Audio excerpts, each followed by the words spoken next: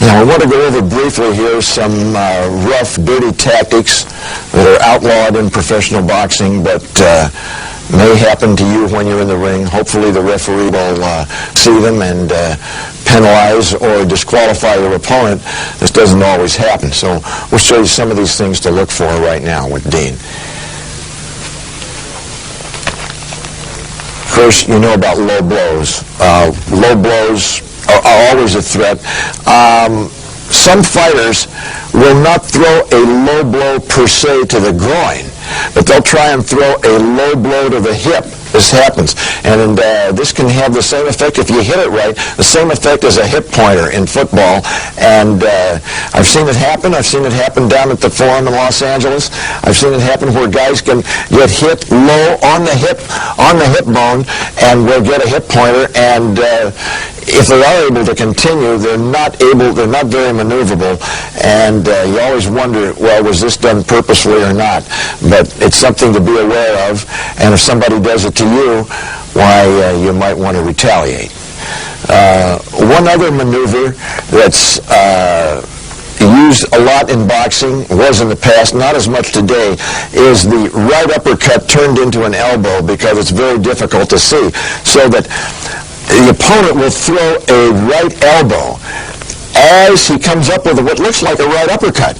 And it comes up and through, but he's not concerned with whether he lands it or not, because as he comes up, the glove will come out ever so slightly. Now the elbow can be driven into the sternum, which is extremely painful, and if that misses, then comes up through the chin. But it's very hard to detect because it just looks like it's missed, but you get a double deal there. You get one in the sternum and one in the chin. So always be careful of somebody who's throwing constant uppercuts and you don't feel the punch. All you feel is the elbow. You might want to say something to your corner man. He'll say something to the referee, but it's still done. I've seen it. Also, the punch that I just mentioned to the hip. Another punch that you might face sometimes, it's not a punch per se, is the using of the laces. This is very difficult nowadays because they cover the gloves with tape, or the gloves are thumbless, and in some instances, still in boxing, they will use the wraparound, as this is, the Velcro, and it doesn't actually work like a lace, but it's still painful if it's used. The other thing, too, that you always have to be careful of is that the inside of the glove is very hard. It's not padded. And that can be used on the ear. This comes by here. It looks like a hook, but you don't turn the glove over, and you hit the ear, can break an eardrum, can cause an ear to swell immediately. Very, very, very difficult punch to detect whether the man is trying to throw a punch or whether he's trying to injure you with the inside of the glove.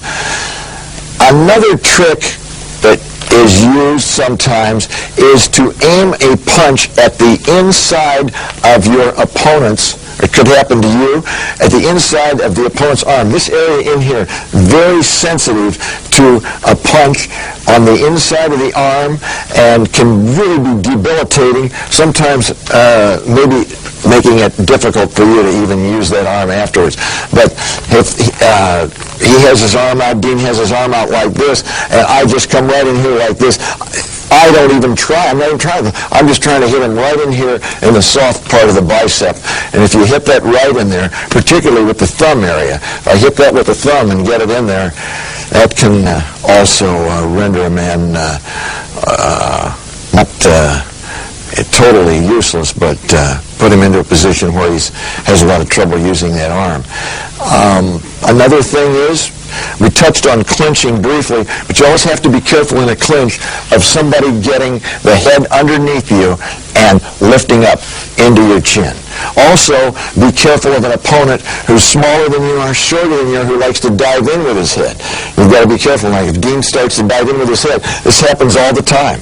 You've got to be very careful. That's why you want to be able to stay at long range against a guy that's diving in with his head.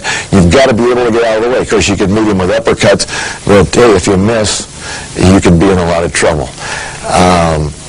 The thumb to the eye, that's is not as common nowadays because the thumbless glove has kind of eliminated that as a problem. But Those are just some of the areas where you can get into trouble with heads, elbows, these different kinds of maneuvers, and you want to be aware of them yourself. If it's happening to you,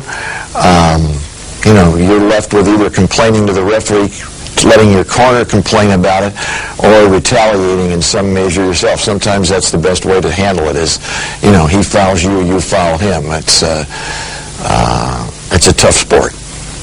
One more thing that you always want to be careful of in a clinch is your opponent getting you in kind of an arm bar almost. Step in, Dean, where you get him like this, and in this position now, and start wheeling him around, and the elbow can give. This happened to Gabriel Wells in a fight up in Las Vegas a few years ago.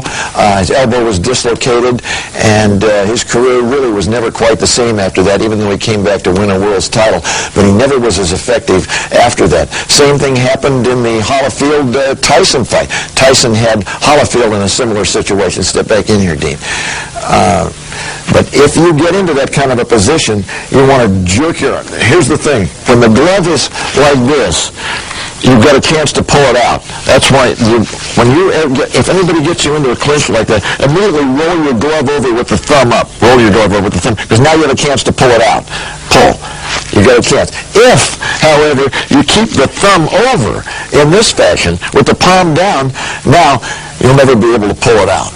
So you want to immediately turn the thumb up. Now you have a chance to pull it out. Remember that. You want to get out of a clinch. You're not happy with the way it looks in there. Turn the thumb up. You now have a chance to pull it out. Keep the thumb over here.